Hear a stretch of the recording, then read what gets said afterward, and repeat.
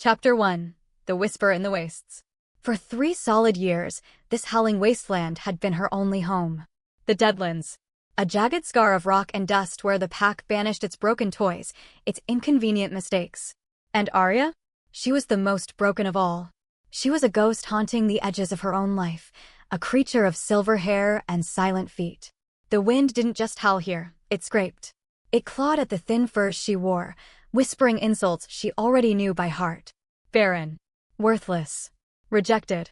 She survived because the land itself had forgotten her, and she preferred it that way.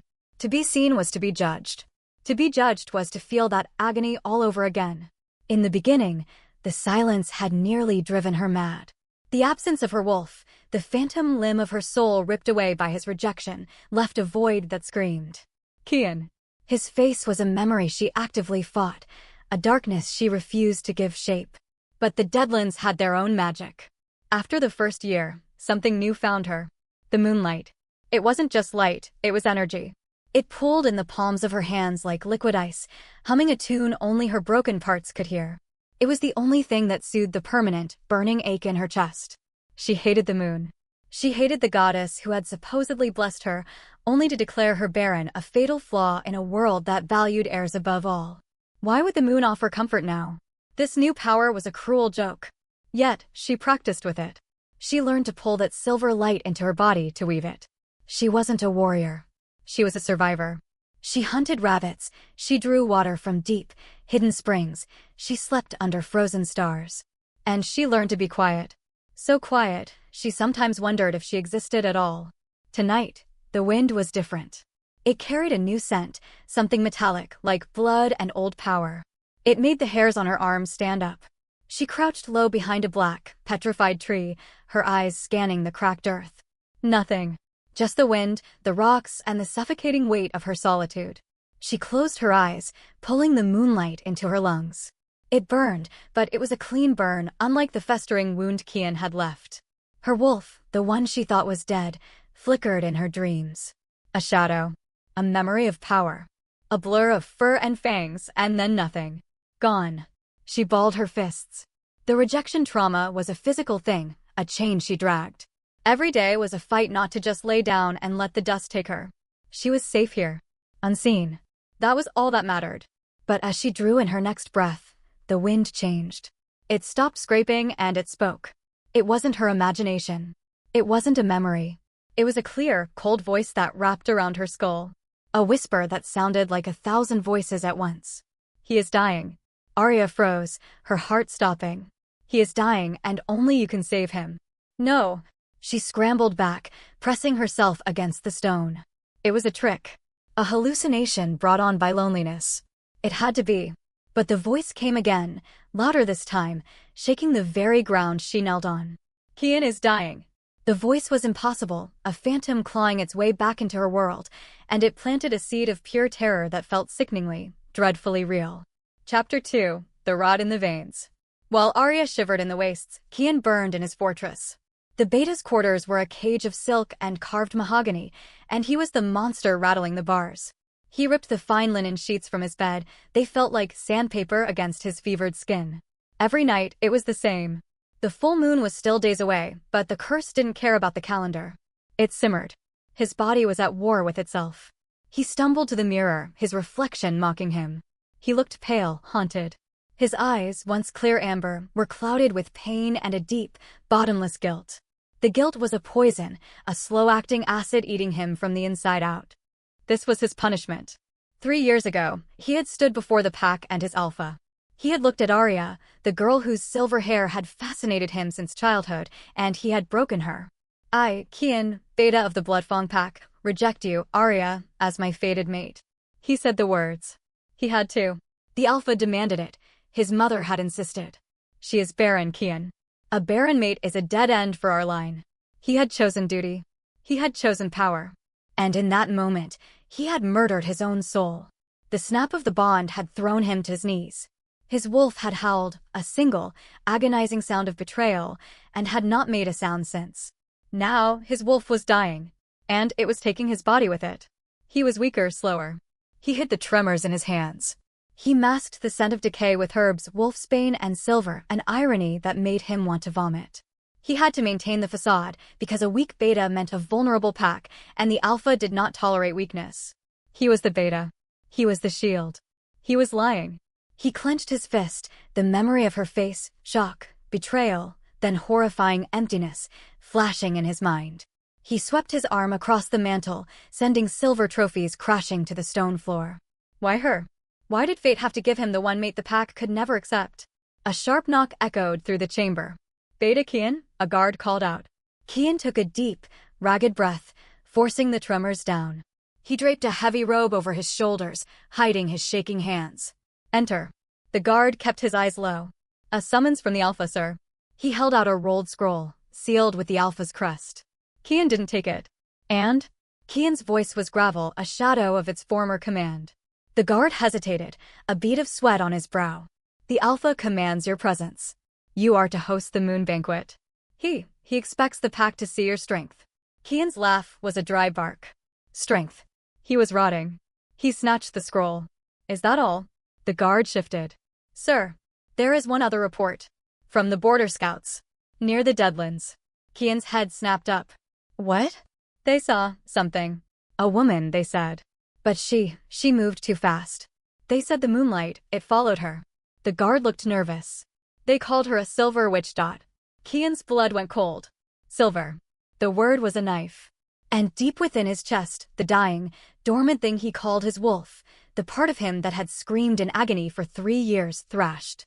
It was a violent, shocking jolt. A raw, protective growl ripped from his throat before he could stop it. The guard flinched. Arya. The name was a wound. He turned his back on the guard, his voice dropping to a lethal calm. Get out. The witch was a distraction, a ghost story, but his wolf knew, deep in its dying core, that the ghost he created was coming back to haunt him. Chapter 3. The Ghost at the Banquet. Kian had somehow managed to dress himself in the armor of his station.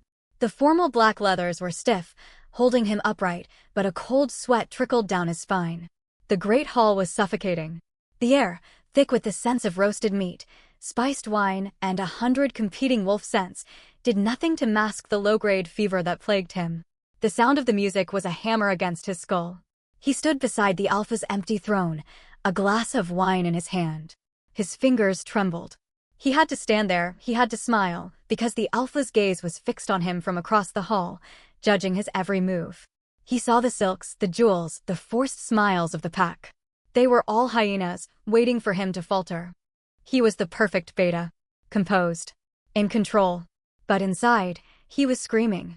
His wolf was quiet again, a dead weight in his soul. The report of the silver which had unsettled him, a stone thrown into the stagnant pool of his guilt.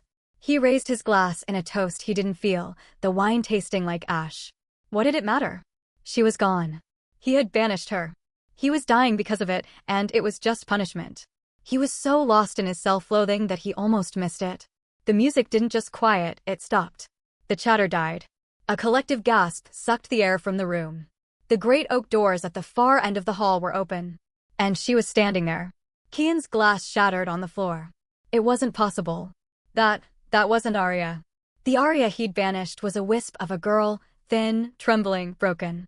This woman was terrifying. She wore a simple dress the color of the midnight sky. Her silver hair, the hair the pack had whispered was a sign of her barren curse, was unbound, falling like liquid moonlight past her waist. She didn't walk. She flowed. Her face was the same, yet entirely different. The soft lines of youth were gone, replaced by an ethereal beauty that was sharp, dangerous. She held the gaze of every wolf in the hall, and she did not flinch. Kian couldn't breathe. It was her. It was her. She had survived the Deadlands. She had come back. He remembered her pleading, her hands clutching his arm. Don't do this, Kian. Please. Don't break us. He had turned his back. He had shown her nothing but ice. Now he couldn't look away. Her eyes, goddess, her eyes scanned the crowd, cold and detached, until they found him. Silence. The music was gone. The pack vanished. The heat of his fever, the throb of his dying wolf, everything disappeared. There was only her. Her gaze pinned him, stripped him bare, and saw the rot under his fine clothes. He saw no love there. No forgiveness. He saw only the icy calm of the wasteland she'd mastered. And deep within his chest, that dying, silent thing he called his wolf, the part of him that had screamed itself mute for 3 years, reared its head. It recognized its other half. It forced Kian's lips to part. And for the first time since the rejection, his wolf growled her name. Arya. The ghost was back, and Kian knew, with chilling certainty, that his executioner had just walked into the room. Chapter 4. Blood and Silver. The name, Arya, ripped from Kian's throat, raw and involuntary. It echoed in the sudden, terrible silence of the great hall. Every eye snapped from her to him. He saw the Alpha, Malachi, raise a single, questioning eyebrow. The judgment was instant. You know this outcast? Kian's armor felt too tight, his lungs too small. He couldn't breathe. He couldn't think. There was only her. She was a specter from the wasteland, wearing his rejection like a crown. The scent that came off her wasn't the sweet girl he remembered. It was ozone, cold stone, and a sharp, clean power that smelled like the moon itself. Then, chaos erupted. It didn't start with a warning. It started with a thud. 2 guards at the main door simply crumpled, black feathered arrows protruding from their throats. The music died in a strangled chord. Women screamed. From the shadows of the high rafters, figures dropped into the room. They didn't wear pack colors. They wore black leather, masked and silent. They moved with a liquid grace that was not wolfen. They were assassins. Kian's hand flew to the hilt of his blade, but a wave of dizziness from his curse, his rot, made him stumble.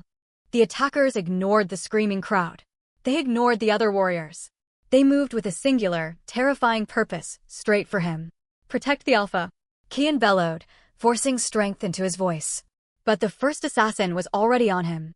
Kian parried the blow, steel ringing. The man was strong, unnaturally strong. Kian felt his weak arms tremble. The fever was burning him, stealing his power when he needed it most. He shoved the assassin back, but a second one was already there, blade swinging for his neck. He ducked, the wind of the blow singing past his ear. He was too slow. He was going to die here, in front of everyone, a weak beta failing his pack. The second attacker raised his blade for a final, killing strike. Kian braced for the impact, but it never came. A flash of silver light, so bright it was blinding, streaked across the room. It wasn't magic as he knew it. It was cold. Arya. She had moved from the doorway to his side in the space of a heartbeat. Her arm was outstretched, her palm open. A wave of pure, icy energy blasted from her hand. It struck the assassin mid-lunge. The man didn't just freeze. He was instantly encased in a glittering rime of frost. For one horrifying second, he was a statue of ice. Then he shattered, collapsing into 1,000 pieces on the stone floor. The hall went dead quiet. Even the screams stopped. Kian stared, dumbfounded. Arya didn't look at him. Her face was a mask of cold fury. Another attacker lunged at her from behind. Arya. Kian yelled. She didn't even turn. She snapped her fingers. A shield of solid moonlight, like a pane of impossible, glowing glass, materialized behind her. The assassin's blade struck it and dissolved into dust. She turned slowly, her eyes glowing with that same silver light. Who sent you? She demanded. The man just growled and lunged. She raised her hand, and the light lashed out, wrapping around him like a whip and throwing him through the thick stone wall. It was over in seconds. The few remaining assassins saw her power and simply vanished, melting back into the shadows they'd come from. The room was still. Kian was breathing hard, not from the fight, but from her. Her scent, that powerful, cold ozone, was all around him. It filled his lungs. And the broken mate bond, the dead thing in his chest, screamed. It wasn't a gentle pull. It was an agonizing, jagged tearing, 1,000 nerves on fire, demanding to be whole. The power faded from her. The silver glow in her eyes dimmed. She swayed, her face suddenly pale. The strength that had held an army at bay vanished. Her knees buckled. She was collapsing. Kian! His wolf screamed. He moved without thinking, his weak body fueled by a primal instinct he'd long suppressed. He lunged forward, catching her just before she hit the floor. Her body was light in his arms. But her skin, it wasn't just warm. It was burning. He pulled her against his chest, his arms wrapping around the woman he had destroyed. He felt her heart hammering against his ribs. Thump thump. Thump thump. And then, the impossible. His own heart, sluggish and sick, gave a painful jolt. It synced with hers. Fate was grabbing the two broken ends of their bond and tying them back together in a knot that felt like a noose. Chapter 5. The Alpha's Cage. Kian held her, the world narrowing to the scent of her hair and the terrifying, forced rhythm of their two hearts beating as one. The pack stared, silent. Then, heavy boots on stone. Alpha Malachi approached, his face an unreadable mask. His gaze wasn't on the shattered ice or the hole in his wall. His eyes were fixed on the unconscious woman in Kian's arms. Beta, Malachi's voice was soft, but it cut through the silence like steel. You will explain this. Now. Kian looked up, his protective instincts warring with his guilt. She is Arya. From the Deadlands. She just saved my life, Alpha. Malachi's lips thinned. She is an exile. A barren outcast. And she wields a magic I have never seen. She is a threat. She is Pack. Kian snapped, the words surprising even himself. His wolf, so long silent, was stirring, roused by her proximity. Malachi's cold smile was unnerving. Is she Kian? Or is she your weakness? He gestured to the shadows. Those assassins were not wolves. They were something else. They came for you. And this thing was the only one who could stop them. Kian felt the trap close before Malachi even sprung it. She is a puzzle, Beta. And I do not like puzzles in my territory. But I am a practical alpha. Malachi's gaze hardened.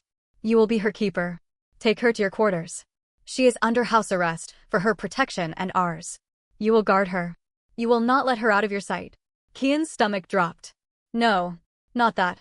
Alpha, your quarters are the most secure in the fortress, Malachi interrupted. And you're my Beta. You failed to stop those assassins, Kian. Your weakness was on full display. Consider this your chance to prove your strength. He leaned in, his voice dropping to a whisper. Find out what she is. Find out why she is your only defense. Or I will find out for you. It was an order. It was a threat. Kian was trapped. He nodded stiffly. It will be done. He stood, lifting Arielle's limp form more securely. He hated the order.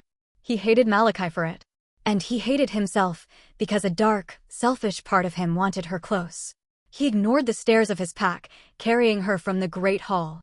The walk to his chambers was the longest of his life. Her scent, ozone and moonlight, was a sweet torture. The bond was a live wire, and holding her was like pressing his thumb against it. He pushed open the door to his room and laid her on his bed. His bed. The irony was so bitter it made him want to choke. This was the bed he was meant to share with a strong, fertile mate.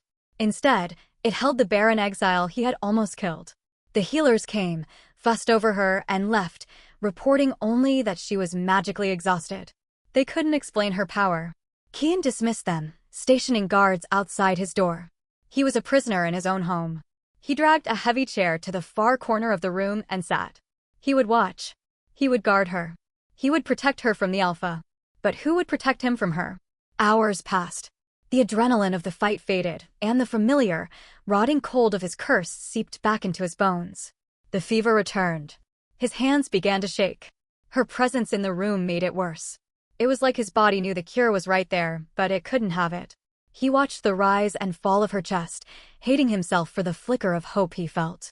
He hated that her presence, even unconscious, made his dying wolf feel a sliver of peace. He must have dozed, his head falling against his chest, because a small sound jerked him awake. Arya was stirring. She wasn't waking, not really. She was trapped in a nightmare. Her head thrashed on the black silk pillows, her silver hair a tangled halo. She whimpered, a sound of such profound pain it made Kian's own chest ache. He stayed perfectly still, hidden in the shadows of the corner. Then, her voice, a broken, sleeping whisper, cut through the dark. Don't. Please, don't make me love you again. The words were not a plea to him. They were a prayer to the goddess. And they hit Kian with the force of a physical blow, shattering what was left of his composure. Chapter 6. The Taste of Salvation. Her words, don't make me love you again, hammered into Kian's soul. He sat in the dark, watching her, his guilt a living thing. He didn't sleep again. He just waited. Waited for the sun to rise, waited for her to wake, waited for the inevitable confrontation. The curse throbbed in his veins, a low, constant agony, made sharper by her presence. His wolf was restless, pacing the cage of his mind, whining for the mate he had thrown away.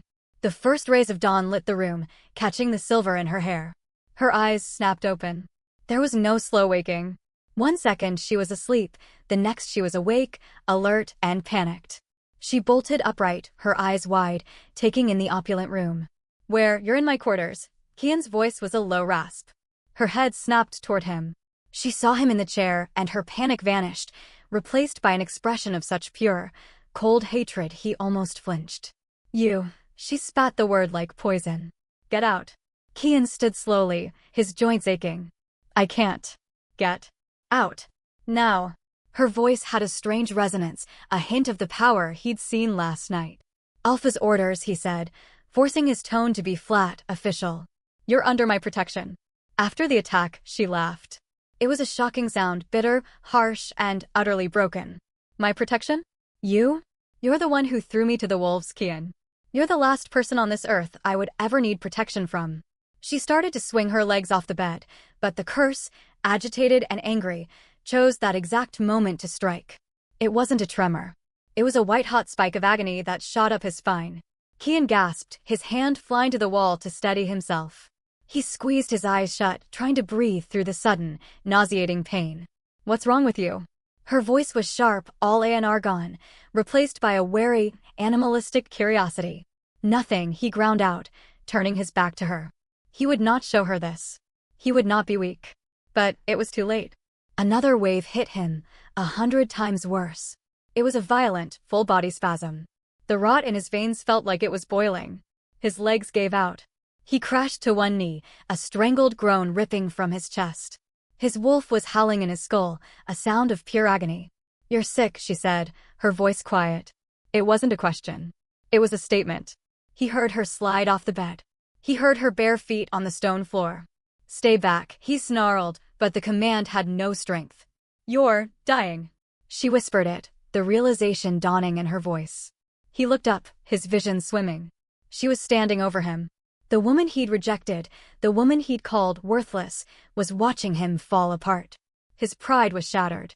He was pathetic. She was wary, like a deer approaching a hunter, but she didn't back away. She was studying him. Then, slowly, she raised her hand. That same, terrifying silver light began to gather in her palm. "What are you doing?" he gasped, terrified of the power, but even more terrified of the hope it sparked. "I want to see," she murmured. She touched his arm. It wasn't a soft touch. It was an electric jolt. The silver light didn't just sit on his skin, it sank into him. It was icy cold and burning hot all at once. It found the rot, the curse, the poison in his blood. And for 10 glorious, impossible seconds, the pain vanished. His vision cleared. The fever broke. His wolf, which had been dying for 3 years, sang. He felt a surge of strength, of life, so potent it made him dizzy. Arielle snatched her hand back as if she'd been burned, cradling it to her chest. She was breathing heavily, staring at her own palm. Kian stared at his arm, then at her. His mind was racing. The healers, the elders, the shamans, none of them could even slow the curse. But her touch, her magic. She was the key. She wasn't just his mate. She was his cure. The realization hit him like a physical blow. Guilt crashed over him, but it was tangled with a dark, desperate, and utterly selfish need. He had to have her. He needed her to survive. He was still on his knees, staring up at her, exposed in his weakness and his new, terrible desire. Arielle looked from her hand to his face. Her eyes were wide, but not with fear. They were blazing with a terrifying, new understanding. She had felt it too, the connection, the transfer. The way his dying body had leached life from her. "You're dying," she said again. Her voice was flat, cold, and absolute. "You're dying, because you broke me." Chapter 7, House of Ghosts. His words hung in the air, a confession that was also an accusation. "You're dying, because you broke me." Kian was still on his knees, the burst of her magic-fueled life already fading from him, leaving the familiar rot creeping back in. He looked up at her, his amber eyes clouded with a desperation that was new. It wasn't just guilt. It was needed. The proud beta was shattered, and in his place was a man staring at his only cure. Arielle felt a cold, bitter satisfaction. This was justice. It was a cruel, poetic justice that the goddess would make his life dependent on the mate he'd declared worthless. She took a step back, pulling her hand to her chest. The place where she had touched him still tingled, a strange, electric vibration that both drew her in and repulsed her. I didn't know," Kian whispered, his voice ragged. He tried to stand, but his legs trembled. You didn't know? Aria's laugh was sharp, a piece of broken glass. You didn't know it would kill you? Or you didn't know it would hurt me? Which one, Kian? He flinched. Aria, please. I can explain. The alpha, my mother, the pressure. I don't want to hear it. She turned her back on him, walking to the far side of the massive chamber. She was trapped. She looked at the door. She knew without checking that guards were posted, not for her safety, but for her imprisonment. Alpha Malachi's command was a cage. And this room was the heart of the prison. It was his room. It smelled of him, sandalwood, old leather, and his own unique musk, now soured by the metallic tang of his sickness. Every carving on the mahogany bed frame, every book on the shelf, every tapestry on the wall, was a memory. This was the room she was supposed to share with him. This was the life he had stolen from her. It was a house of ghosts, and she was the most terrifying one of all. Following that first agonizing night, a tense, suffocating routine began.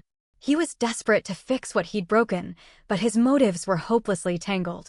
He was clearly in agony from his curse, yet he refused to ask her for help again after her cold rejection. Instead, he tried to care for her. He had food brought in, extravagant meals she barely touched. He offered her books, fresh clothes. Each gesture of kindness felt like a new insult, a shallow attempt to paper over the canyon of his betrayal.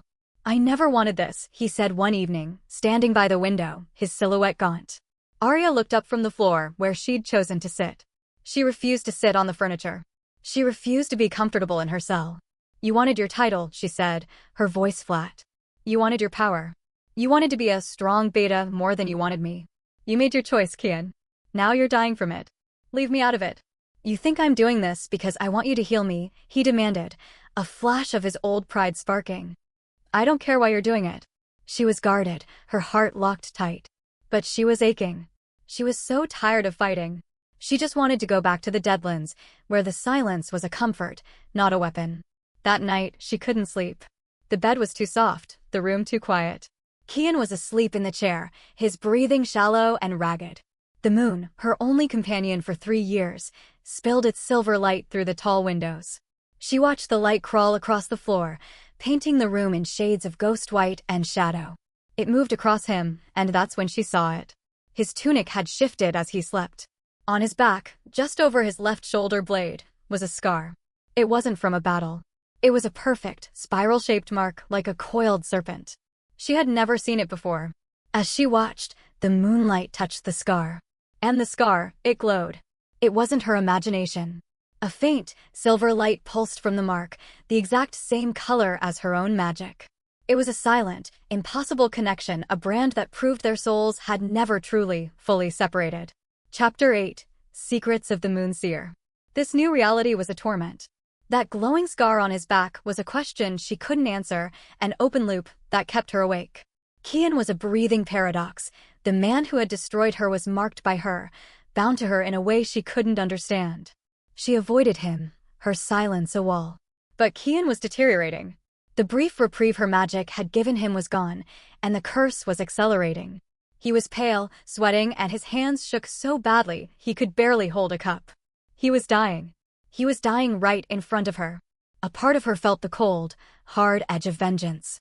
But another, deeper part, the part that remembered the boy who'd given her a wildflower crown, the part that felt the pull of that glowing scar, was in agony. She needed to understand her power. What was she? Why could she heal him? Why did the moon speak to her? She found her answer on the 3rd night of her imprisonment. Kian was lost in a fevered, fitful sleep, his groans filling the silence. Aria, desperate for a distraction, was drawn to his massive bookshelf. He had always been the pack scholar. While other wolves trained for combat, Kian had studied lore. She ran her fingers over the leather spines, and one book seemed to call to her. It was different from the others, not leather, but bound in what looked like pale, hardened hide. There was no title. A complex silver clasp held it shut. Curious, she pulled it from the shelf. The moment her fingers touched the clasp, the silver flashed, the same color as her magic. The lock clicked open. She carried the heavy volume to the window, opening it in the moonlight. The pages were thick vellum, covered in an ancient, spidery script she should not have been able to read. But as the moonlight hit the ink, the words shimmered, and she understood them as if they were her own native tongue. The book was titled The Lament of the Vessel. It was history. A secret history. It spoke of the moon goddess. It spoke of a time when the goddess walked the earth and of the first wolves. And it spoke of her chosen. A line of women, blessed or cursed, to be the seers of the moon. They were vessels for the goddess's own light, magic wielders of immense power. Arielle's heart hammered. She read about their abilities, healing, shields of light, communion with the wind. She was one of them. She was the last. Then, she found the passage that changed everything. Arielle's hands shook, the pages rattling. The text described the seers as divine, sacred, set apart. And, because their magic was so pure, so tied to the goddess, it could not be mixed with the base nature of a wolf's procreation. To protect the magic, to keep the vessel pure, the goddess made them all the same. She made them barren. It wasn't a curse. It wasn't a weakness. It was a holy designation. Her entire life, her entire identity, had been a lie.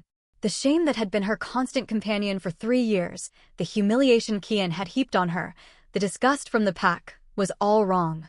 Her barrenness wasn't a flaw. It was her purpose. She was a moon seer. The resentment she felt was so strong it made her dizzy. They had cast her out for being holy. She turned the page. The last page.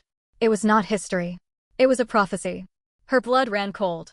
When the silver seer, last of her line, is broken by her fate, the bond curse shall poison the beta's blood. The land will weaken with him, for the beta's line is the shield of the pack. Only in their fated reunion, an act of death and rebirth, will the age of alphas end. And from the ashes of their sacrifice, the true child shall be born.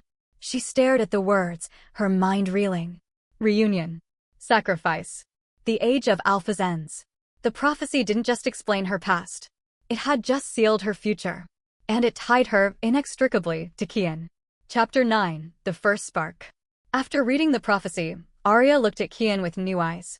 He was no longer just her betrayer. He was her destiny. A terrible, unavoidable piece of a puzzle she was just beginning to see. He was the poisoned beta. His sickness was the bond curse. This knowledge settled in her like a stone. She hid the book, hid her discovery. For several days, the tension in the room was so thick it was hard to breathe. Kian watched her, his gaze filled with a desperate, pleading hunger. He was so weak he could barely stand. He needed her magic. He needed the cure. But his pride and her silence stood between them. The attack came on the 5th night. It wasn't assassins. This was something else. It came with no sound, no warning. The guards outside didn't cry out. There was just a faint, sickening gurgle, then silence. The heavy oak door to Kian's chamber didn't burst open. It dissolved. The wood turned to black dust, which swirled into the room and coalesced. It formed into a shape, a tall, vaguely wolf-like creature made of pure shadow, with 2 points of burning red light for eyes. It smelled of sulfur and old, cold darkness. Kian, despite his weakness, was on his feet in an instant, shoving Arielle behind him. "What are you?" he snarled, his voice weak. The creature didn't respond. It lunged, moving with unnatural speed. Kian raised his arms, but he was too slow, too sick. The shadow creature swatted him aside like a nuisance. Kian flew across the room, his head cracking against the stone fireplace. He crumpled to the ground, unmoving. "Kian!" Arielle screamed. A rage she had never felt before, a hot, white, protective fury, eclipsed her fear. She thrust her hands out, blasting the creature with a torrent of pure moonlight. But the shadow drank the light. It absorbed her magic, growing stronger, darker. It turned its glowing red eyes on her. Arielle stumbled back. Her magic didn't work. This was a being of pure darkness. The creature ignored her. It turned back to Kian's unmoving form. It seemed to want him. It stalked toward him, a claw of black energy extending from its hand. It was going to finish him. The prophecy flashed in her mind. Broken by her fate. Poisoned Beta's blood. He couldn't die. Not like this. No, Arielle screamed. She ran, throwing her own body over Kian's, shielding him. You can't have him. The moment she touched Kian, as the shadow creature's claw touched her back, all 3 of them connected. It was an explosion. The creature's darkness, her light, and his dormant wolf power detonated. Her magic, unable to be absorbed by the shadow, instead poured into Kian. It was a supernatural jumpstart. Kian roared. It was not a man's sound. It was the full, primal bellow of a beta wolf. His eyes snapped open, blazing with pure, golden amber light. His fever was gone. His weakness was burned away. He was strong. In that same instant, her wolf, the ghost in her dreams, surfaced. Her eyes glowed silver. The shadow creature screeched as it was caught between the two newly awakened powers, and it disintegrated into nothing. They were left in the sudden, panting silence. Arya was on top of him, her hands braced on his chest. He was on the floor, his body thrumming with raw power. The bond, the broken, agonizing thing, it wasn't screaming. It was singing. It was a symphony of need. Arya, he groaned, and it was his wolf speaking. His hands clamped onto her waist, pulling her flush against him.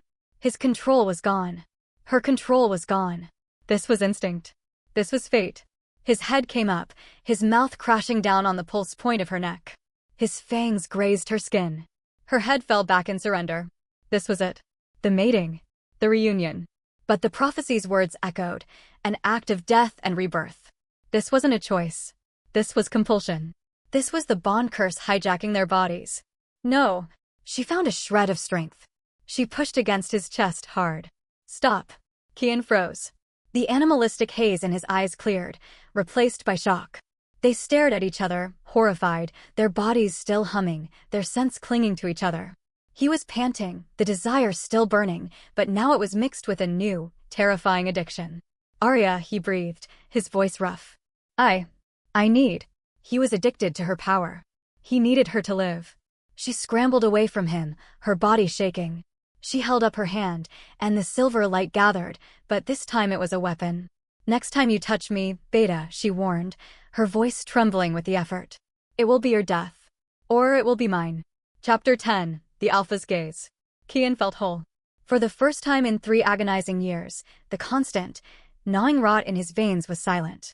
Arya's magic, the accidental blast of it during the shadow creature's attack, was a potent, thrumming hum beneath his skin.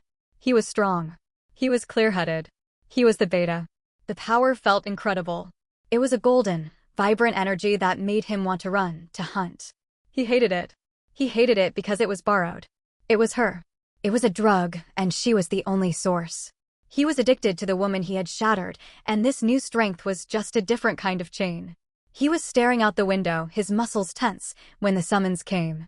Not a guard. Not a formal announcement. Just a sharp, mental prod from his alpha. My study. Now. The command was laced with ice. Kian's newfound vitality turned cold. He looked at Arya, who sat across the room, watching him with those sharp, knowing eyes. She had said nothing since their confrontation, but the air between them was a loaded weapon. The Alpha, Kian said. It was all he needed to say. She just nodded, her face impassive. He walked through the fortress, and for the first time, he noticed the fear in the eyes of the pack members he passed. They weren't looking at him with respect. They were looking at him with suspicion. They smelled her magic on him. They smelled the change. He had been the dying Beta, now he was something new, something tainted by the outcast. When he entered Alpha Malachi's study, the room was dark. The curtains were drawn.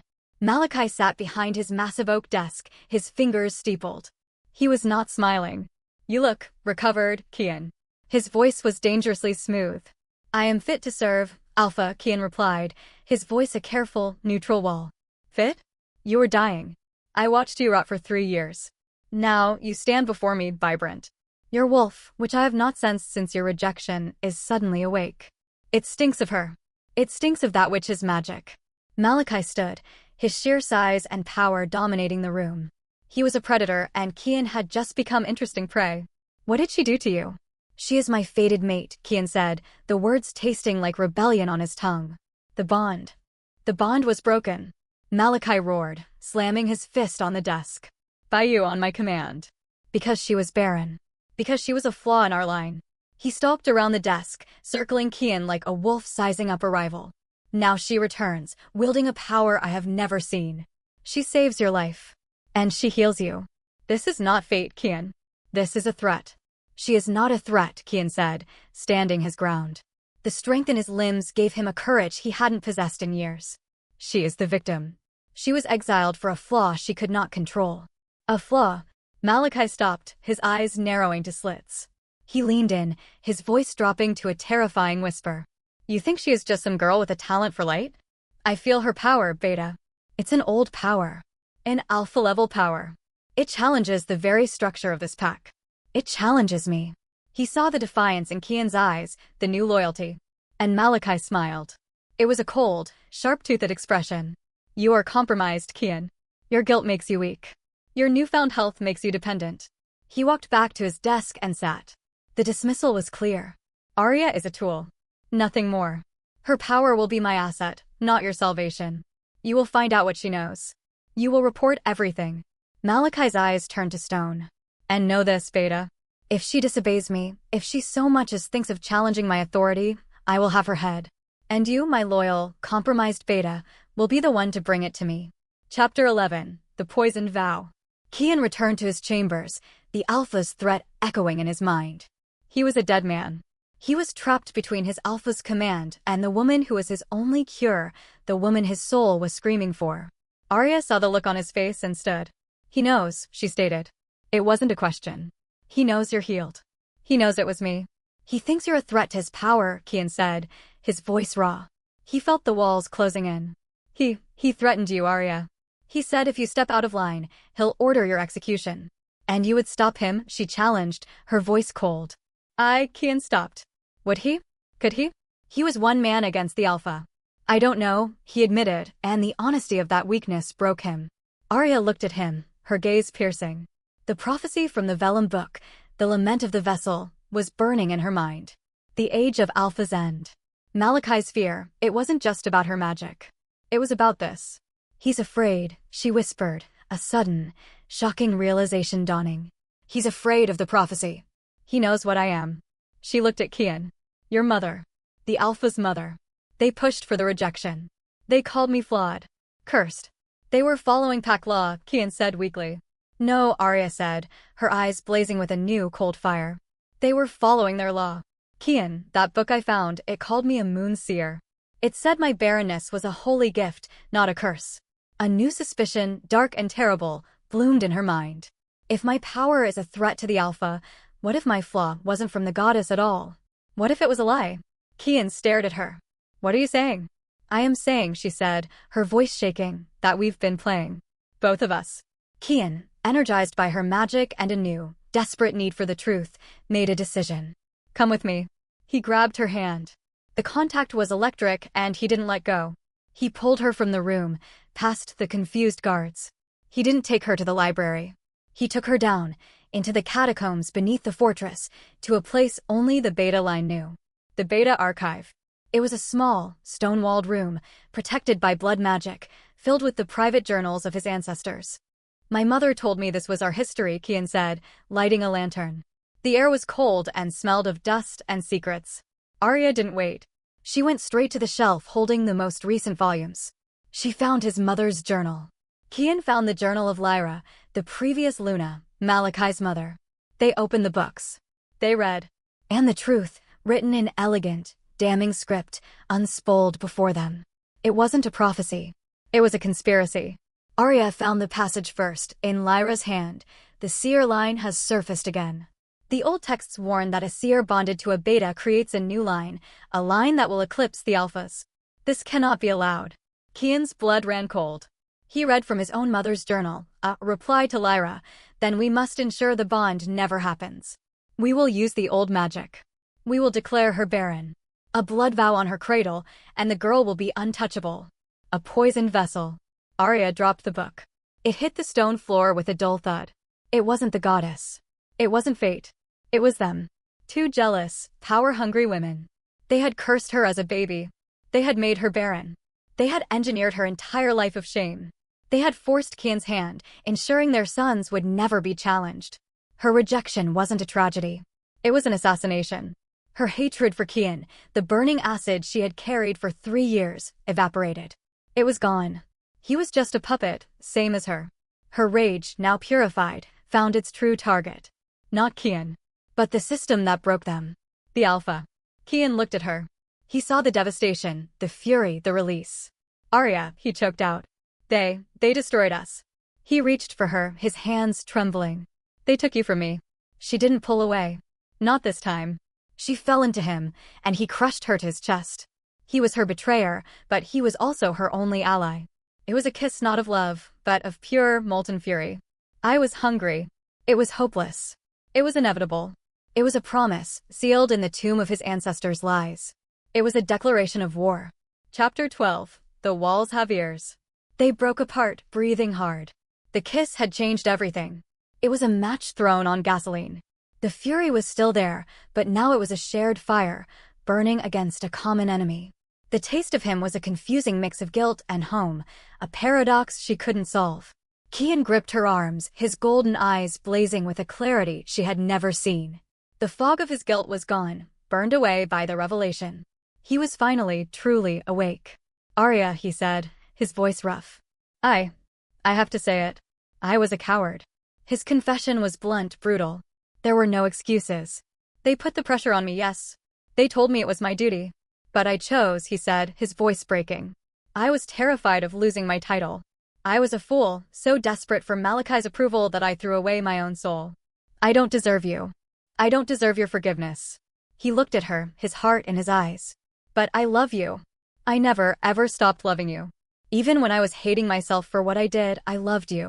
The words she had longed to hear for years, the words she had cursed him for not saying, now fell into a terrible, complicated silence.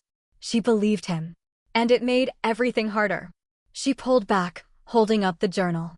"Your love, Kian, it might be the thing that kills us." He looked confused. "What do you mean?" "The prophecy," she said, her voice dropping, the adrenaline of the kiss fading, replaced by a cold dread. "The one in the seer's book. It didn't just predict my return." She took a deep, shaky breath. "It says the bond curse will be broken. But only in an act of death and rebirth. It says from the ashes of their sacrifice, the true child shall be born." Kian's face went pale. "Sacrifice? What does that mean?" "I think," Arya said, meeting his gaze, "it means us. I think completing the bond, mating, isn't the cure. I think it's the trigger. I think it's designed to kill us both, to fulfill their prophecy and end the Alpha's age with our deaths." The new, terrible obstacle landed between them. They had found each other. They had found the truth. And now, they had found an impossible choice. They couldn't be together without dying. But they couldn't stay apart. Kian's curse would return, and Malachi would kill her. They were united, but fate, or rather, the conspiracy of his ancestors, had left them with no way out. Kian's face hardened. The weak beta was gone. In his place was a warrior. "No," he said, his voice a low growl. "I don't accept that. They wrote this. They cursed you. They manipulated our lives. We are not going to follow their script." He took her hand, his grip firm, a vow in his touch. "We find another way. We break the curse. We expose Malachi. And we live. Together." Arya felt a spark of hope, the first she'd felt in years. "How?" "I don't know," he admitted. "But we are united. They don't know that. They think we're broken. They think I'm his loyal dog." He looked around the dusty, secret room. "And they don't know that we know the truth. Don't they?" Arya whispered. A chill ran down her spine. She was looking just past Kian's shoulder at the far wall. It was a solid wall of stone, but near the ceiling, set into the rock, was a small, dark grate. A ventilation shaft. Kian followed her gaze. His blood turned to ice. He knew that shaft. He knew exactly where it led. In the study above, Alpha Malachi sat in his chair, his eyes closed. He hadn't moved. A faint, triumphant smile played on his lips. He had heard every word. The confession. The prophecy. The plan. Fools, he thought, savoring the taste of their desperate hope. He now knew about the sacrifice. He knew they were united against him. He knew they would fight. And he knew exactly how to use their pathetic love to destroy them both. The trap was no longer just a threat. It was set. Chapter 13. The hunt begins. The silence in the beta archive was absolute. Kian stared at the ventilation grate. He felt the cold draft on his face, carrying the scent of Malachi's study. Old books and power. He heard it. He heard everything. The confession of love. The discovery of the curse. The plan to defy him. Malachi knew. He had known the entire time. This wasn't a prison. It was a stage. And they were puppets. Arya's face was pale, her eyes wide with the same horrifying realization. The trap wasn't coming. They were already in it. He's been listening. Kian's voice was barely a whisper, flat with a cold, rising fury. He knew. He let me have your magic. He let us find the journals. He wanted us to unite. He's playing with us. Arya said, her voice shaking, not with fear, but with rage. He wants us to run. He wants us to break. So, he has an excuse. Then we don't break, Kian snarled. We run. He grabbed her hand, his new strength a thrumming, live wire. He didn't wait for response. He pulled her from the archive, not back up toward his chambers, but down. Deeper. He moved through the catacombs with a purpose he hadn't felt in years. His senses, amplified by her magic, were sharp. He could smell the damp stone, the stale air, and the new, terrifying scent of the Alpha's guard, a scent he knew was not supposed to be in this section. They were already moving to cut them off. Malachi wasn't just listening. He was acting. This way, he whispered, pulling her through a narrow passage. Just as they cleared the opening, the fortress erupted. A deep, booming howl rolled through the stones, the Alpha's alarm. It was the sound of treason. It was the sound that turned the entire pack into a single, hunting mind. Arya stumbled, but Kian's grip was iron. He was no longer the dying, guilt-ridden beta. He was a cornered wolf, and he was protecting his mate. They burst through a hidden door, finding themselves in the lower armory. 2 guards, men Kian had trained himself, spun around. Their eyes widened in shock, then hardened. Beta, the first one, Torrens said. His hand was on his sword. The Alpha has declared the witch a traitor. Stand Aside. Kian stepped in front of Arya. This was the moment. The line. She is not a witch. Kian's voice was a low, dangerous growl. And she is not a traitor. She is Arya. She is my mate. And you will stand down. Torrens' face twisted in confusion, then in anger. He's compromised. The witch has poisoned his mind. Take him. The 2 guards lunged. Kian didn't hesitate. He moved like a shadow, his strength astonishing. He didn't draw his blade to kill. He used the hilt, a brutal, precise strike to Torrens' temple. The man crumpled. The second guard roared, shifting, his claws extending. But Arya was moving too. She thrust her palm forward. A blast of pure, silver light, solid as glass, slammed into the guard, pinning him against the stone wall. He was trapped, roaring in fury, unable to move. Run, Kian yelled. He grabbed her hand again. He's given the order, Arya. The entire pack is hunting us. They won't ask questions. They will see you as a threat and me as a traitor. They ran, bursting from the armory into the moonlit courtyard. They won't stop. They will hunt us to the ends of the earth. Where can we go? She cried, her voice torn by the wind. Kian looked at her, his amber eyes blazing in the moonlight, his decision absolute. He was choosing her. He was choosing this. He was choosing love over a loyalty that had only ever demanded his soul. To the only place they fear more than they fear the Alpha. He pulled her toward the dark line of the forest. Run with me, Arya. Even if it kills us. Run with me to the Deadlands. Chapter 14. The Deadlands Reckoning. Running. It was all they did. The forest was a nightmare of whipping branches and treacherous roots. Kian's new strength was the only thing that kept them going. He half-dragged, half-carried her, his body a shield. Behind them, the howls of the pack echoed, a chorus of betrayal. They were fast. They were angry. But Kian knew the land. He had patrolled these borders his entire life. He pushed them through the densest thickets, across a roaring river that masked their scent, and toward the one place his packmates were forbidden to go. After what felt like an eternity, they broke through the trees. The air changed. It became cold, dead. The smell of pine and damp earth vanished, replaced by the smell of dust and old bones. The Deadlands. Arya's former prison. Kian faltered, his wolf whining at the cursed energy of the place. But Arya, she did not. She was home. She stopped, turning to face him. She was breathing hard, but her eyes were clear. She took his hand. They won't follow, she said. Her voice was certain. They believe the land itself is poison. She led him into the jagged landscape, her steps sure. The howls of the pack faded, stopping abruptly at the treeline. They were safe. For now. Arya brought him to a place he never would have found, a deep cave hidden behind a curtain of petrified, black rock. Inside, it was dry. Her scent, the scent of the last 3 years, was faint. There was a pile of furs. A small, dead fire pit. This was where she had survived. The moment the adrenaline of the chase fled, Kian's body betrayed him.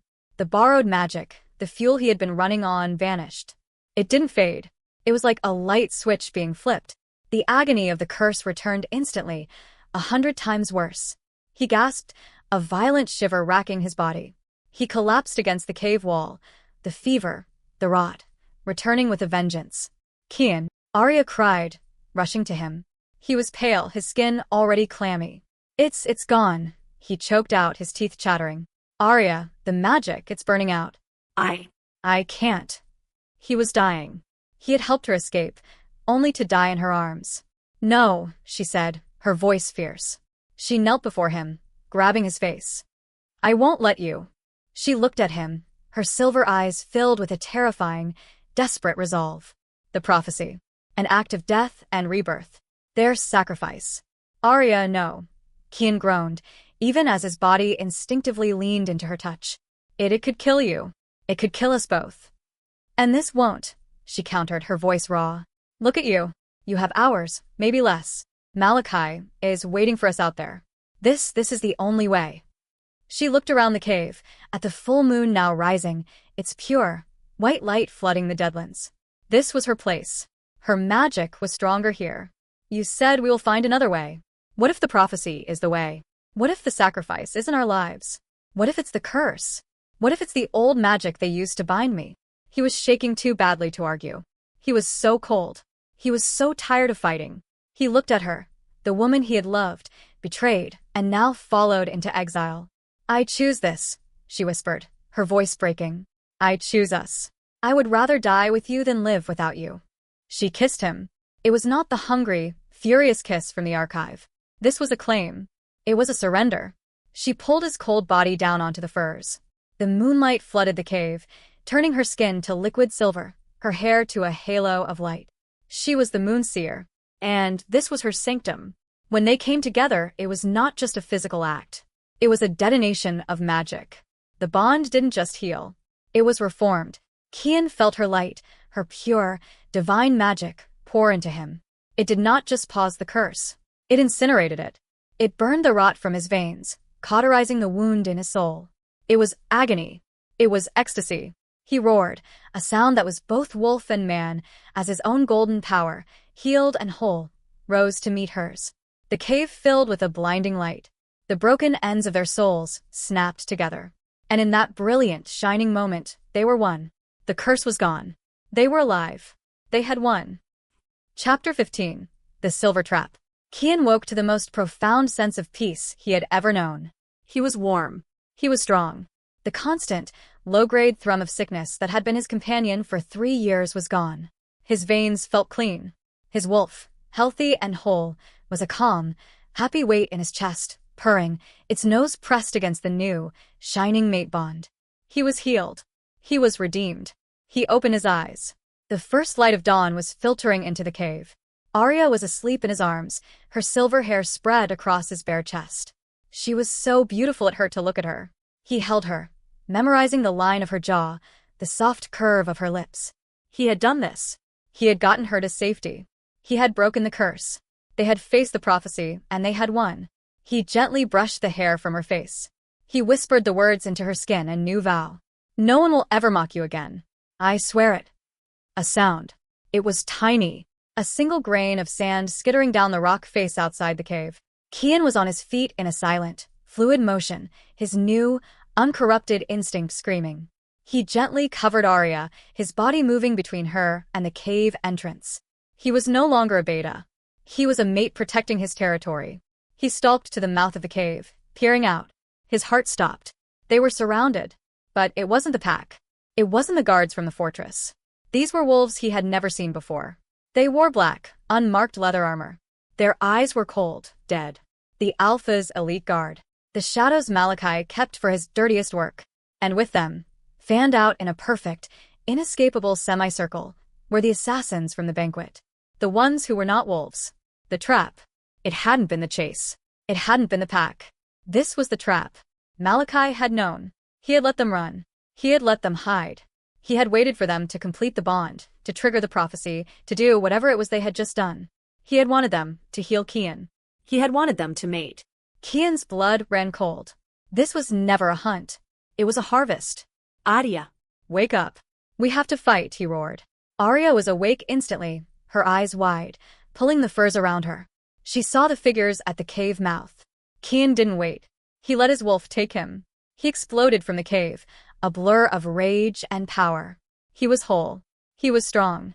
He tore through the first two guards, his claws and fangs ripping through their black armor. He was magnificent. He was a beta unbound. Behind him, Arielle's magic flared.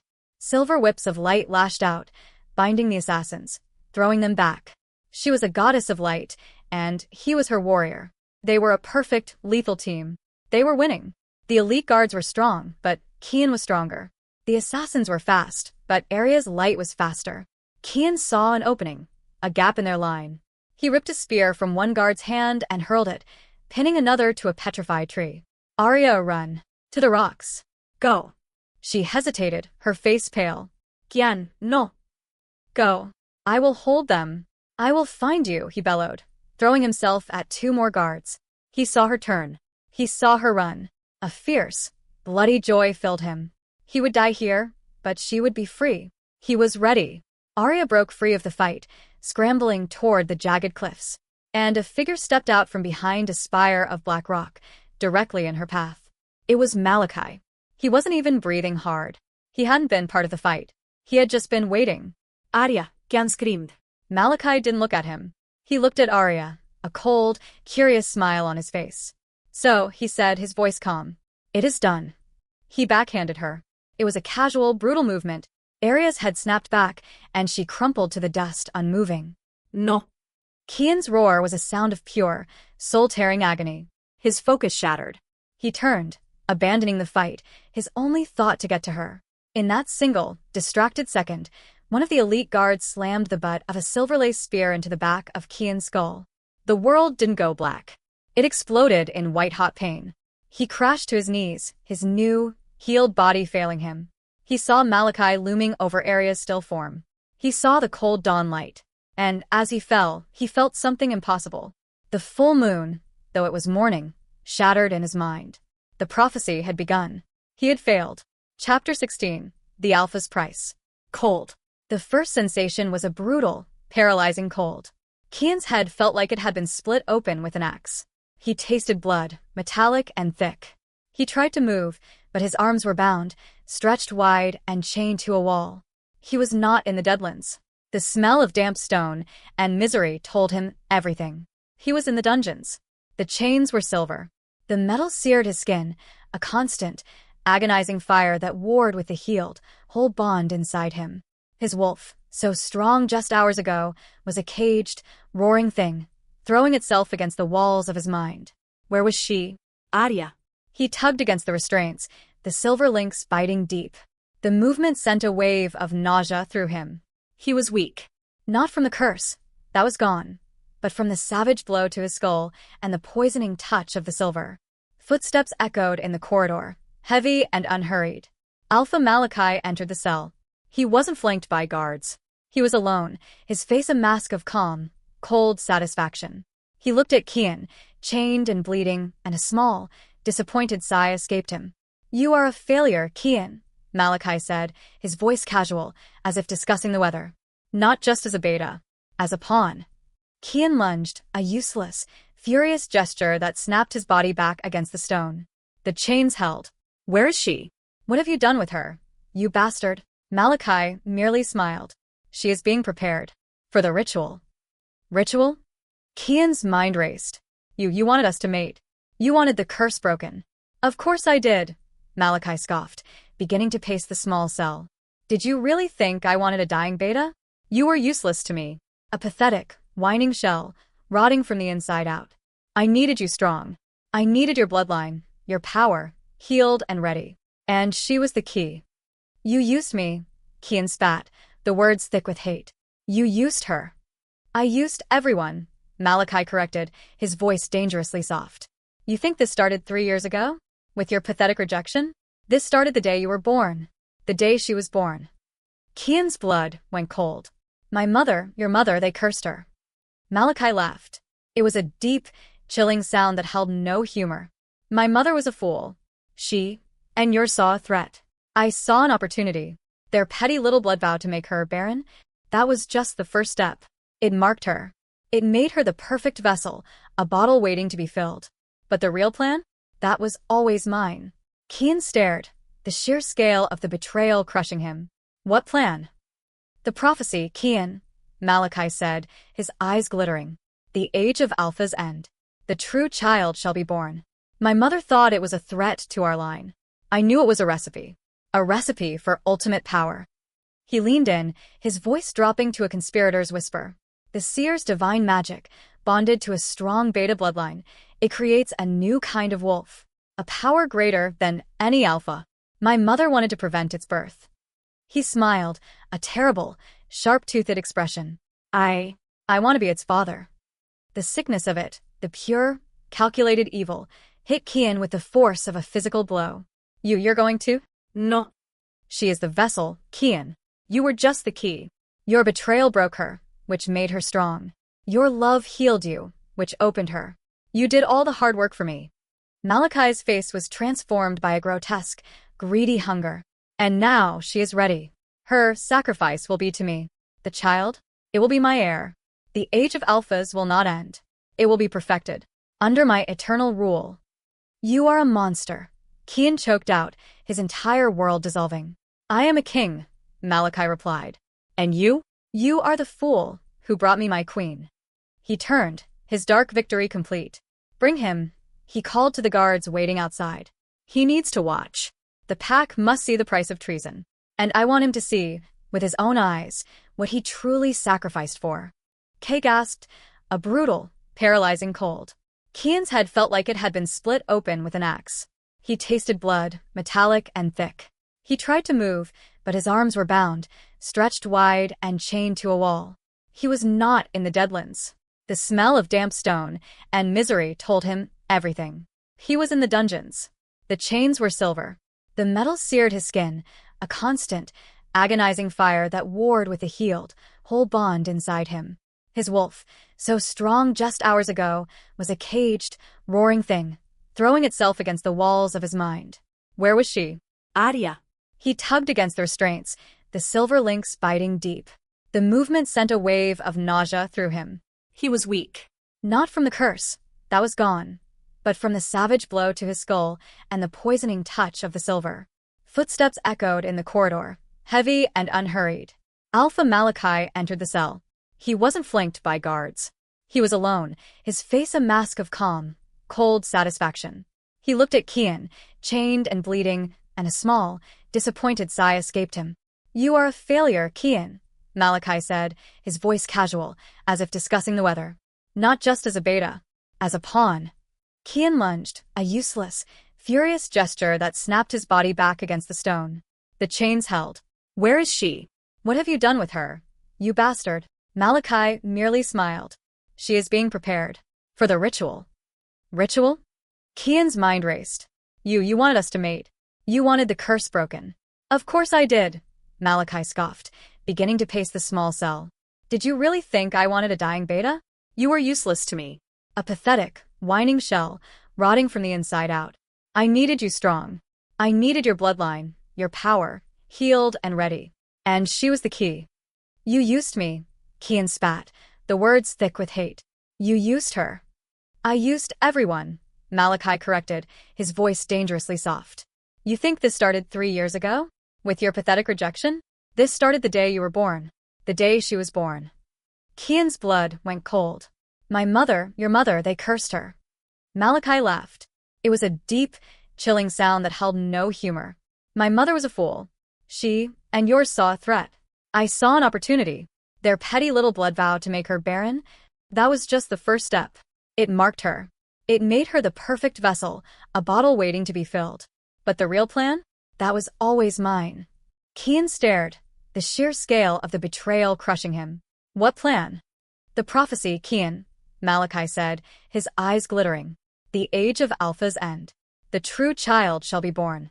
My mother thought it was a threat to our line. I knew it was a recipe for ultimate power. He leaned in, his voice dropping to a conspirator's whisper. The seer's divine magic, bonded to a strong beta bloodline, it creates a new kind of wolf. A power greater than any alpha. My mother wanted to prevent its birth. He smiled, a terrible, sharp-toothed expression. I want to be its father. The sickness of it, The pure, calculated evil hit Kian with the force of a physical blow. You're going to? No. She is the vessel, Kian. You were just the key. Your betrayal broke her, which made her strong. Your love healed you, which opened her. You did all the hard work for me.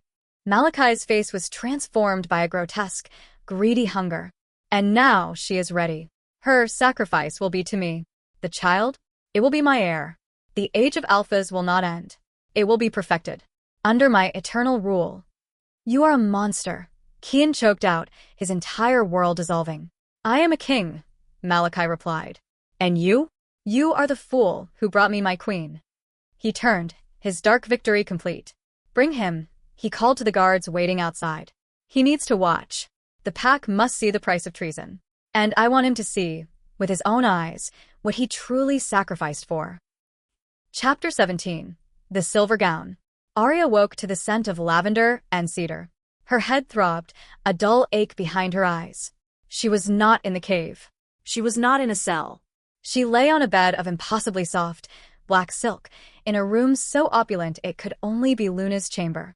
It was the most terrifying place she had ever been. She tried to sit up, but her body ached from Malachi's casual, brutal blow. She is awake. The voice was dry, like rustling leaves. 3 women stood in the corner of the room. They were ancient, their faces webbed with wrinkles, and they wore the dark gray robes of the pack elders. They moved silently, their eyes as empty and cold as winter stones. Where am I? Arya demanded, her voice hoarse. What is this? You are to be prepared, the eldest one said, stepping forward. Prepared for what? For the ritual. For the Alpha. Arya's blood ran cold. Kian. She reached for him through the bond. It was there, a vibrant, thrumming line of power. But it felt distant, muted. She could feel his rage, his bone-deep terror, but it was like hearing a scream from behind a thick, stone wall. The silver chains. He's alive, she whispered. For now, the elder confirmed, her voice devoid of emotion. The Alpha is generous. He will permit your mate to witness your ascension. Ascension. The word was a violation. Arya knew, with sickening clarity, exactly what Malachi intended. The prophecy. The true child. Kian had been the key to unlock her magic. Malachi would be the one to claim the prize. Sickness rose, hot and bitter, in her throat. I won't let him, she snarled. She tried to summon her power. The silver light, her constant companion, her shield, flickered in her palm, and died. She looked down. Her wrists were bound, not with silver, but with smooth, black bands of obsidian. The volcanic glass didn't burn. It smothered her magic. It drank the light, pulling it inward, trapping it beneath her skin. She was helpless. The women approached. Do not fight, child. It is your destiny. The barren seer, made fertile by the Alpha's might. You will give this pack the heir it deserves, and the age of Alphas will be secured. They were strong. She fought, but it was useless. They tore the tattered furs from her body. They bathed her in water scented with strange herbs. They were rough, their hands like claws. And then they dressed her. It was not a prisoner's shift. It was a gown of pure, shimmering silver silk. It clung to her body like a second skin, beautiful, cold, and heavy. A wedding dress. A shroud. They led her to a tall, silver mirror. The woman who stared back was a stranger. Pale, her silver hair brushed until it shone, her face a mask of numb terror. This was the end. She could scream. She could fight. She could go to Malachi spitting and clawing. But what would it change? She felt Kian's terror through the bond. Malachi would kill him. He would kill Kian, and then he would take her anyway. Sacrifice. The word from the prophecy echoed in her mind. She had thought it meant dying with Kian. But what if it meant something more? What if her sacrifice was not for him, but for the pack? What if it was the only weapon she had left? Her mind went very quiet. The terror receded, locking itself away. In its place, a cold, sharp, diamond-hard resolve settled in. Malachi was wrong. He thought he was controlling the prophecy. He thought he was claiming her power. He had no idea. He was a fool. If he wanted the vessel, he would get all of her. She looked at her reflection. She focused on the power, trapped and boiling under the obsidian. She didn't fight it. She gathered it. Her eyes, her normal, frightened gray eyes, began to change. The pupils vanished. They flooded with a light so bright, so pure, it was blinding. Pure, liquid silver. She was no longer Arya, the outcast. She was the moon seer. She was the bomb. She turned to the elders. They stepped back, hands raised, afraid of the light pouring from her. "Tell him I am ready," she said. Her voice was not her own. It was a calm, melodic echo, the sound of 1,000 voices at once.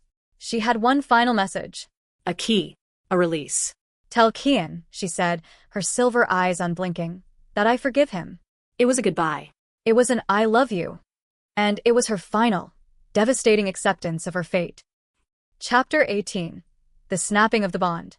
The packed courtyard was full. Every wolf, every elder, every child stood in a silent, suffocating circle. They were here to witness an execution, or an ascension. They did not seem to care which. Kian was chained to a thick wooden post in the center, forced to his knees. The silver of his bonds seared his flesh. His healed body, so strong just hours ago, was now ravaged, burning weak. But the physical pain was a distant, irrelevant echo. His entire being was focused on the platform, on the flat stone altar. Then she appeared. A collective gasp went through the crowd. The elders led Arya out. She was wearing a silver gown. She was not a prisoner. She was a goddess. She was a lamb for the slaughter. Kian thrashed against his chains, roaring, the sound inhuman. Arya. No. "Malachi, you bastard. Do not touch her." Malachi stood on the platform, bare-chested, his alpha marking stark against his skin. He looked like a king. He raised his hands, silencing the crowd. "My pack," he bellowed, his voice ringing with triumph. "For years, we have feared the prophecy. We feared the barren mate. We feared the end of our age. Today we seized it." He gestured to Arya, who walked with a calm, unnatural grace. "The goddess has sent us the vessel, and I, your alpha, will claim her. I will claim the power of the true child for this pack." A cheer went up. They were cheering for this. They were cheering for her violation, for his execution. Kian saw Arya's face. It was calm. Too calm. Her eyes were not her own. They were blazing orbs of pure, solid silver. She was not even looking at Malachi. She was looking at him. He heard the elder's message in his mind, delivered just moments ago. "Tell him I forgive him." It was not forgiveness. It was goodbye. "No," Kian whimpered, pulling against the silver. The metal bit deep, tearing his skin, grating against bone. "No, no, no, Arya, fight." She was forced onto the stone altar. Malachi stood over her. "You are magnificent," he whispered, loud enough for Kian to hear. He ran a hand over her, a gesture of obscene ownership. Kian screamed. Malachi produced a blade, an obsidian dagger, the same black glass as the bands on her wrists. "The old blood vow must be broken with the stone that bound it," he declared. And a new vow was made. A vow of blood and power. He was going to cut her. He was going to mark her, claim her, right before Kian's wolf took over. The rage was absolute. It was a nuclear explosion of grief. The silver burned, but his power, his love, burned hotter. He pulled. The post he was chained to cracked. The stone splintered. Malachi saw it. He saw Kian's impossible strength, a beta breaking silver. He saw the defiance. He saw his perfect, long-gestating plan shattering. He couldn't have her. Kian was too strong. His face, once triumphant, twisted into a mask of pure, murderous hate. "If I cannot have the prophecy," Malachi snarled, his voice a guttural wreck, "then no one can." Kian broke the chains. The sound of silver links snapping echoed across the stunned courtyard. He was free. He was lunging. Arya. He was too late. Malachi turned his rage on the woman beneath him. He raised the obsidian dagger high. "You caused this, witch," he screamed. And he plunged it down. Not in a ritual mark. Not in a vow. But in a killing strike. Straight into her heart. Time stopped. Arya's silver eyes widened. The blinding light in them wavered, then focused. She looked past Malachi. She saw Kian, free and charging. A small, sad, human smile touched her lips. Then the bond, the beautiful, new, whole thing that connected their souls snapped. It was not a pain. It was an erasure. It was a part of his soul being ripped out, vaporized. Kian was thrown backward, not by a physical blow, but by the sheer, psychic agony of the severance. His wolf, his healed, happy wolf, let out a howl. It was not the sound of this world. It was a sound from the void, a sound of absolute, infinite death. He crashed to the ground, his strength, his magic, his life gone. He looked up, his vision blurring. The pack stared in silent horror. Arya lay on the altar, the black hilt protruding from her chest. The beautiful silver dress was turning dark, soaking with her blood. Kian's gaze drifted upward. The moon, the full, bright moon that shone even in the day for her, wavered. And then, in his mind, in his very soul, it shattered. Her light was gone, and he was left, completely and utterly, in the dark. Chapter 19. The Test. The Void. That was all there was. The snap of the bond was not a sound. It was the end of all sound. It was the universe folding in on itself, leaving Kian in a silent, screaming vacuum. He was on his knees. He felt the cold of the stone. He smelled the iron of her blood in the air. But he felt no pain. Not from his torn wrists. Not from the silver burns. There was nothing left to feel. His wolf, the strong, healed, vibrant thing that had sung with her magic, was gone. It had not died. It had been erased. He was just a man. A hollow shell. A coward who had failed. Again. He had failed to protect her. He had failed to save her. He had brought her from the Deadlands only to lead her to an altar. Get up, traitor. Malachi's voice was a distant, irrelevant noise. The Alpha was furious. His prize was broken. His perfect ritual was ruined, stained with a vulgar, simple murder. You will die on your feet. Kian did not move. He stared at her body. The silver dress, now so dark. At the black hilt. He wanted to die. He prayed for the end. Let the guard strike him. Let the world end. He closed his eyes, welcoming the final, crushing darkness. And in that darkness, a voice. It was not a memory. It was not a whisper. It was a clear, strong, resonant sound that bloomed inside his empty skull. Kian. He shuddered. Arya, he thought, his mind too broken to speak. You are gone. No, the voice replied. It was her, but it was more. It was the voice of the wind from the Deadlands. It was the voice of the moonlight itself. He broke my body. Do not let him break our purpose. He can't. He can't touch it. I can't. Kian's soul wept. He killed you. The bond is gone. I am nothing. You are a fool, she said, and it was so sharp, so Arya, that it was like a slap. You thought the bond was a chain. It is not. It is a conduit. He broke the chain, Kian, but he can't destroy the power. It's inside you.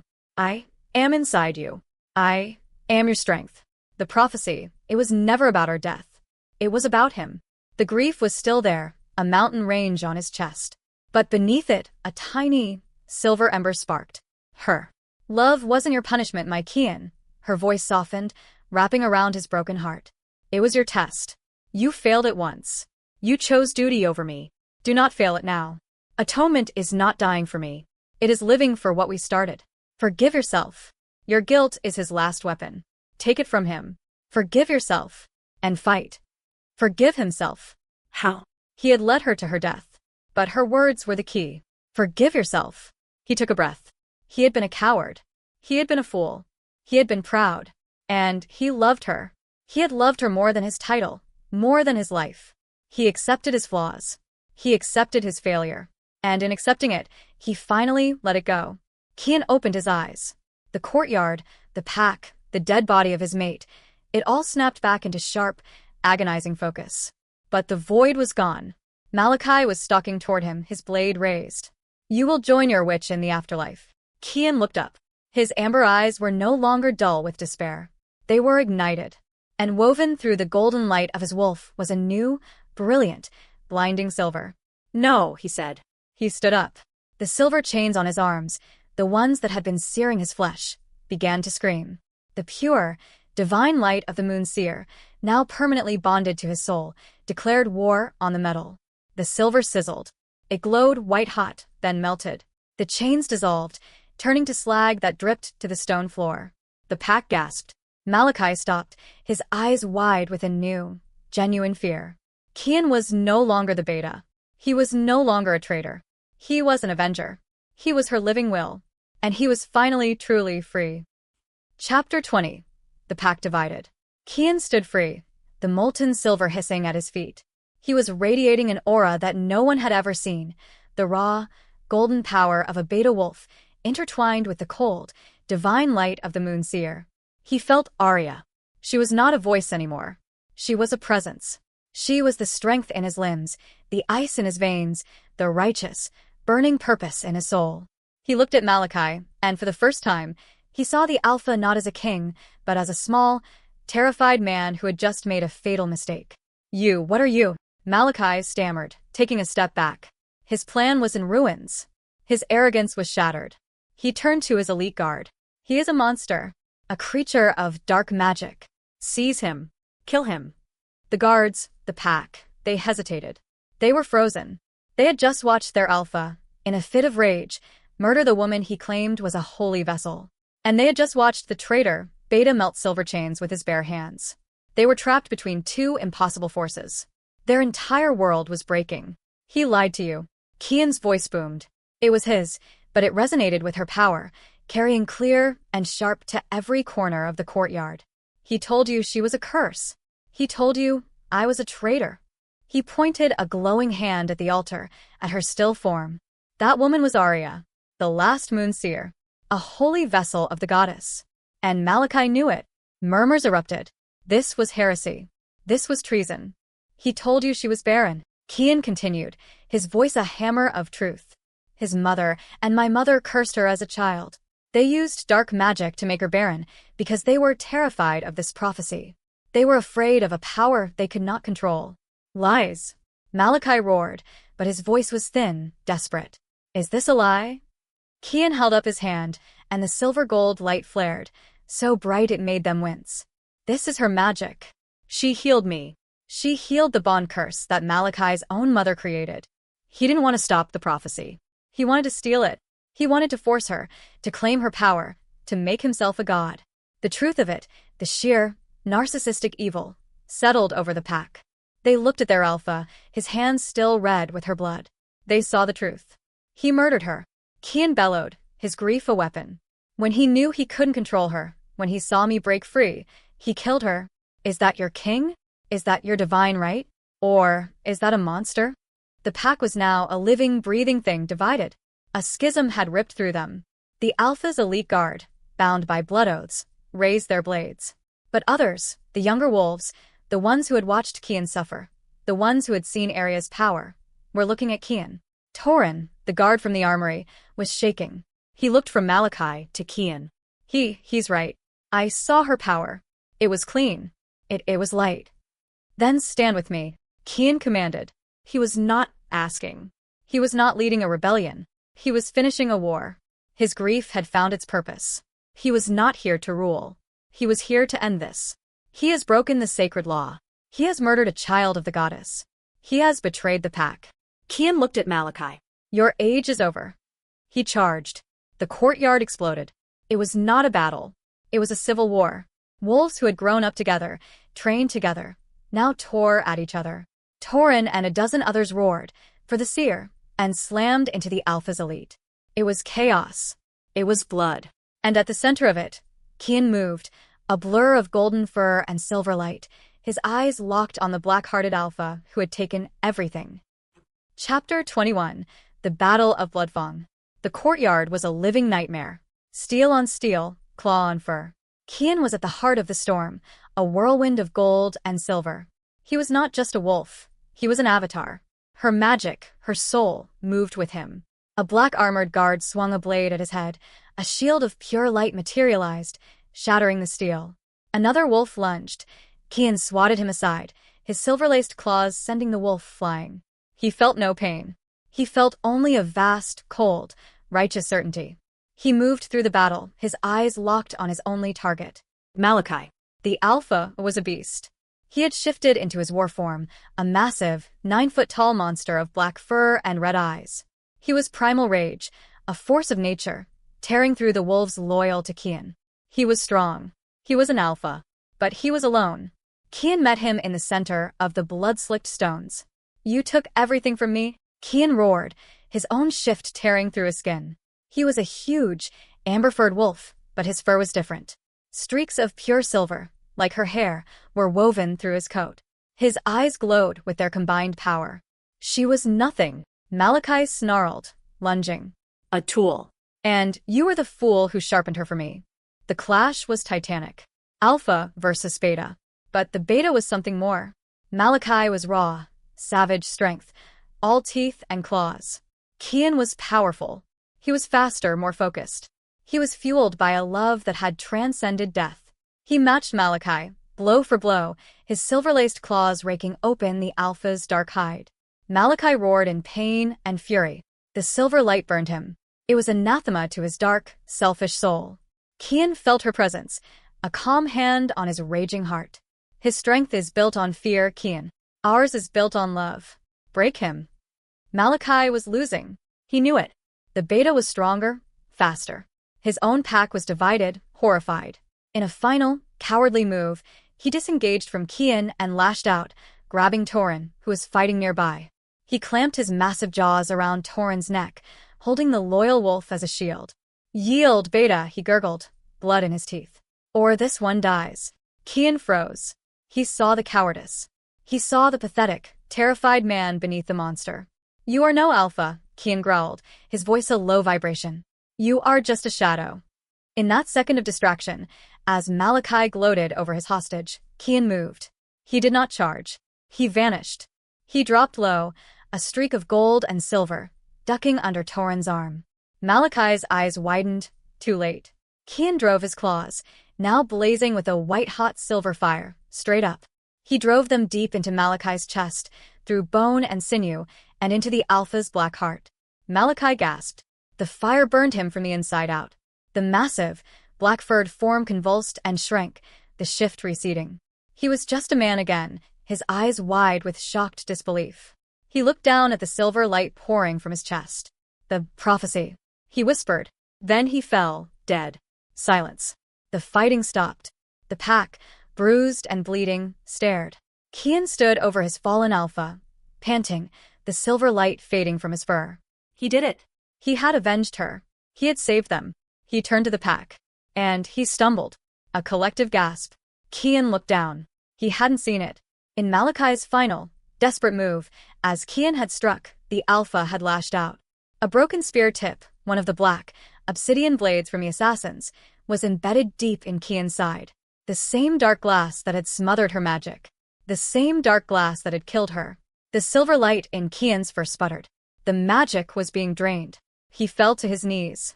The pack rushed toward him, but they stopped. He was dying. He looked up at the sky. The blood moon was high. He had won. He had fulfilled his purpose. He was at peace. He collapsed onto the cold stones. His vision blurred. He was so tired. And then he saw her. Not a memory. A form of pure, brilliant silver light, walking toward him through the stunned pack. She was smiling, her hand outstretched, her eyes full of love. The prophecy was fulfilling. She was guiding him home. Chapter 22. The Act of Sacrifice. He was dying. Kian knew it. The black obsidian shard in his side was not a simple blade. It was a thing of darkness, a sliver of the same glass that had smothered her magic. Now it was doing the same to him. It was a siphon, drinking the new, bright, silver-gold power that she had awakened in him. The agony of his torn wrists, the victory over Malachi, all of it faded. There was only the cold, the weakness, and the vast, empty sky. He had failed. He had avenged her, but he had failed to live. He saw her then. The pack gasped, a collective, terrified sound. Kian's vision blurred. A form of pure, brilliant silver light was walking toward him. It was her, not a memory, not a ghost. It was the essence of her, the soul of the moon seer, freed from its mortal shell. She moved through the stunned, kneeling wolves, her light washing over them. She was beautiful, and she was terrifying. She was the goddess manifest. She stopped in front of him. Kian was on his knees, his lifeblood pooling on the stones. He looked up at her, his golden eyes dimming. Arya, he breathed. I am sorry. I tried. She did not speak. There was no need for words. He felt her inside his mind, a wave of such profound, unconditional love that it shattered his last defenses. It was not a pity. It was not forgiveness. It was acceptance. She knelt before him, a being of pure starlight. She looked at the ugly, black wound in his side, the obsidian that was killing him. She reached out her hand of light. He braced for the end. He was ready to join her. He was ready to go. She did not pull the blade out. She pressed her hand against it. Kian roared. It was not a sound of pain. It was a sound of power. The light, her very essence, her soul, flooded into him. It poured into the wound, into the obsidian. She was not healing him. She was merging with him. She was pushing her entire being into his, a final, ultimate act of love. The black glass, a thing of pure shadow, could not contain the divine light. It began to sizzle. It cracked. And then, with a sound like a thunderclap, the obsidian blade detonated, vaporizing into a cloud of harmless dust. Internal, it was not a sound of pain. It was a sound of power. The light, her very essence, her soul, flooded into him. It poured into the wound, into the obsidian. She was not healing him. She was merging with him. She was pushing her entire being into his, a final, ultimate act of love. The black glass, a thing of pure shadow, could not contain the divine light. It began to sizzle. It cracked. And then, with a sound like a thunderclap, the obsidian blade detonated, vaporizing into a cloud of harmless dust. Kian was thrown back, his body convulsing. A column of pure, silver gold light erupted from his chest, shooting into the sky. It struck the blood moon. The deep red tint that had stained the sky vanished, burned away by the pure, holy light. The moon shone a brilliant, pearlescent white. On the ground, Kian's body changed. The silver burns on his wrists vanished. The wound in his side sealed, leaving flawless skin. His amber eyes blazed, but now, inside the gold, a perfect, silver light swirled. He was whole. He was more. He was no longer just Kian. He was theirs. He looked up. The light form of Arya was gone. He felt a moment of panic, of loss. But then he realized. She wasn't gone. He felt her. She was with him. A calm, strong, loving presence woven into his very soul. He was not alone. He would never be alone again. The pack was silent, staring. Kian stood. He turned his gaze to the altar. He expected to see her body, to finally give her the rights she deserved. But the altar was empty. Arya's physical form, the body Malachi had murdered, was gone. In the moment of their merging, it had dissolved. All that remained was the silver gown, lying on the stone, no longer stained, but shining. Her body had returned to the light it came from. The sacrifice was complete. The curse was broken. And from the center of the empty silver dress, a new sound cut through the dawn. A tiny, thin, impossible sound. The cry of a newborn child. Chapter 23. The True Child. The cry was a fragile, perfect thing. It cut through the shock. It silenced the grief. Kian stared at the altar, his heart hammering against his ribs with a new, terrifying, hopeful rhythm. The pack was frozen, their eyes wide. They were on their knees, not in defeat, but in pure, religious awe. They had witnessed a murder, a resurrection, and now a miracle. Kian moved. His steps were unsteady. His new, shared body felt impossibly light, thrumming with an energy that was both his and hers. He walked past the body of Malachi, a discarded, broken thing. He walked past the loyal wolves, who bowed their heads as he passed. He felt Torrhen's stare, a look of profound, tearful wonder. He reached the altar. The silver gown, the one she had worn as a shroud, was now pristine. It was glowing with a soft, residual light, her final gift. And it was moving. He reached out a hand. His hand was no longer shaking from weakness. It was shaking with reverence. He gently, so gently, pulled back the shining silk. A baby, a tiny, perfect, newborn girl lay on the cold stone, wrapped in her mother's gown. She was not crying now. She was simply watching. She was small, her skin pale, with a dusting of fine, dark hair. Kian's breath hitched. This was a prophecy. The true child. This was the act of death and rebirth. Arya's body was the vessel, and her sacrifice, her merging with him, had been the final act of creation. He looked at the child, and a wave of grief and joy so potent it nearly brought him to his knees washed over him. This was their daughter. He reached down, his large warrior's hands trembling as he touched her soft cheek. The baby's eyes, which had been closed, slowly opened. Kian stopped breathing. They were not the unfocused blue of a newborn. They were a clear, intelligent, and impossible silver. They were her eyes. They were the eyes of the moon seer, staring up at him with a calm, ancient wisdom. Tears streamed down Kian's face. They were not tears of sadness. They were tears of release.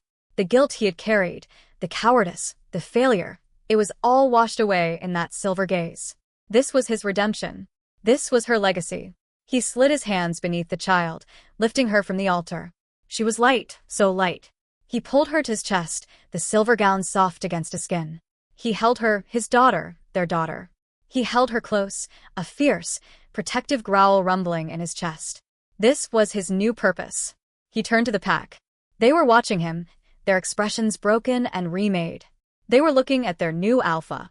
But he was not a king. He was a guardian. He looked down at the silver-eyed child in his arms. She was so small, so powerful.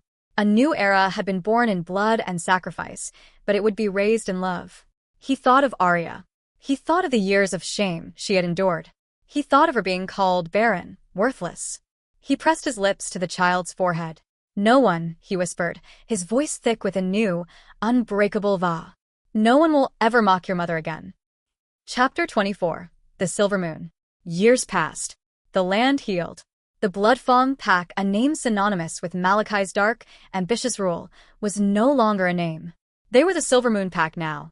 The fortress, once a place of stone and shadows, had been rebuilt. The walls were opened. Green living ivy was encouraged to climb the stones. The air was lighter. The curse on the land had broken with the curse on the bond, and the forests were vibrant and full of life. Kian stood on a wide balcony, overlooking a valley now peaceful under a full moon. He was no longer the broken beta. He was not the vengeful warrior. He was Alpha Kian. He was a leader unlike any they had ever known. His power was absolute, but his rule was gentle. He led with a counsel, not with an iron fist. The age of alphas had ended, not with the fall of a leader, but with the end of tyranny. He was older. His dark hair was shorter, his face marked by a peace that had been hard-won. He wore no crown. His eyes, the clear gold of his wolf, were still swirled with the silver of her soul. He was never alone. He felt her in the moonlight, in the wind, and in the very beat of his own heart. A small hand slipped into his. "It's time, Papa." Kian smiled, looking down. A young girl, perhaps 7 years old, stood beside him. Her hair was not dark like his, nor was it the pure silver of her mother's. It was a beautiful, shining mix of both, a river of silver and shadow. Her name was Celine. "Is it?" Kian asked, his voice soft. "Everyone is waiting," she said. Her voice was clear and bright. She looked up at him, and his heart did its familiar, painful, wonderful flip. Her eyes. They were her mother's eyes. Pure, lunar silver, full of light and a wisdom far beyond her years. He took her hand, and they walked from the balcony. Celine was the pack's miracle. She was the true child. She was not just a wolf. She was more. She was the balance. She had her mother's healing light, and she had his wolf's strength. The pack adored her. She was their future. They emerged in the great courtyard, the same courtyard where so much blood had been spilled. Tonight, it was filled with light. The pack was gathered, not for a ritual or an execution, but for a celebration. The festival of the seer. It was a night of remembrance, of gratitude. Celine ran ahead, her silver laughter echoing. Kian watched her go, his heart full. He looked up at the moon. It was whole. It was bright. He felt a familiar, loving warmth spread through his chest. His redemption was not a single moment. It was this. It was every day he led with compassion. It was every time he saw his daughter smile.